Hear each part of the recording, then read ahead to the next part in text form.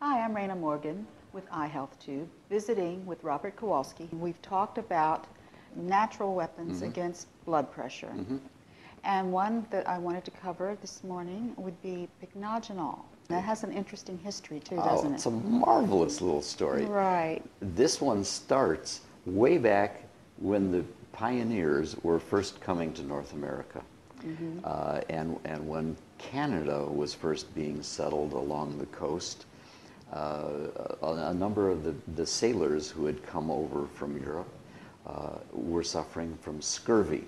Scurvy is a condition that affects the gums and a number of other organs of the body, and it's the result of a deficiency or a total lack, in fact, of vitamin C in the diet. Right. Because those ship voyages were very long to get all the way across the And Atlantic. no veggies or No bioflavonoids. veggies, no fruits, none of that, and no supplements to take either. So the Indians actually showed these new settlers how to make a tea out of the bark and pine needles of a tree that grew along the Canadian coast in the what's called the Maritime provinces of Nova Scotia and New Brunswick and so forth. They weren't called that back then. I don't know what the It was Indians up around the referred Hudson to Bay, it. right? Right, exactly. Okay. And lo and behold, this tea cured the scurvy, showing that it had strong antioxidant effects in the same way that vitamin C does. And in fact, upon analysis, you find that it is indeed a very rich source of vitamin C, understanding that they didn't trade with Indians from California to get, or Florida to get oranges. The Indians up in Canada, you find different, similar items of nutritional benefit in many different kinds of food. Vitamin C, for example, in Mexico, they get it from their hot chili peppers. Okay. And the Spaniards introduced the oranges, and so it goes. So we learn these things over a period of time. Now, flash forward, and the discovery was noted that this pycnogenol was also derived from the pine bark in the trees growing along the coast in France. In fact, it was the Canadian explorers who first worked with the Indians to make the tea. And so now all the way up into the present, studies have been done to see why it is that you have a blood pressure lowering effect from pycnogenol. Is it the vitamin C? No, it turns out that it is a particular kind of polyphenolic, a flavonoid as they call it, flavanol rather. And there have been a number of studies done.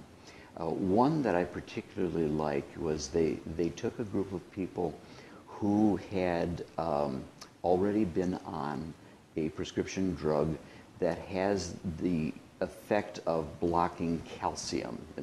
It's called a calcium channel blocker, a typical kind of antihypertensive drug. Well, they needed more of a boost. Their blood pressure wasn't low enough to make the doctors happy to bring them out of risk. So they gave some of the people an increased dose in the drug called nifedipine, and others received a dose of the pycnogenol pine bark extract. All right. Equal results. Was just as effective to use the pycnogenol as it was to double the dose of this prescription drug, nifedipine. And there's no side effect. No side effects whatsoever. From the pycnogenol.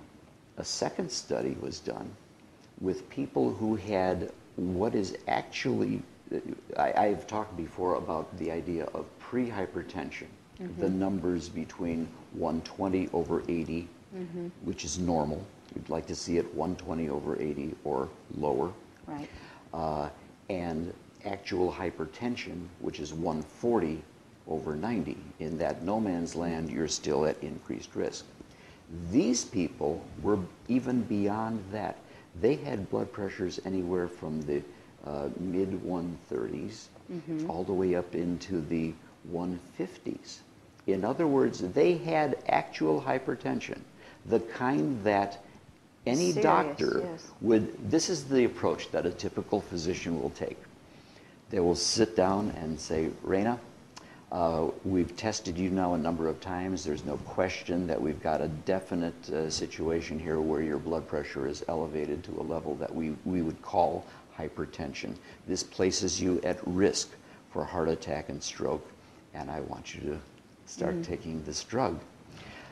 Instead, we now have the alternative of the pycnogenol, because in that particular study, they found about a 17-point drop. That's excellent, 17-point drop. That's astounding. So now if, let's say someone was at 147 to begin with, and they just took this one thing, this one capsule, totally free of side effects a day, 17-point drop will bring them down to 130, okay? That's one aspect of the program that I described in the blood pressure cure. That particular agent, the pycnogenol, works in two different ways.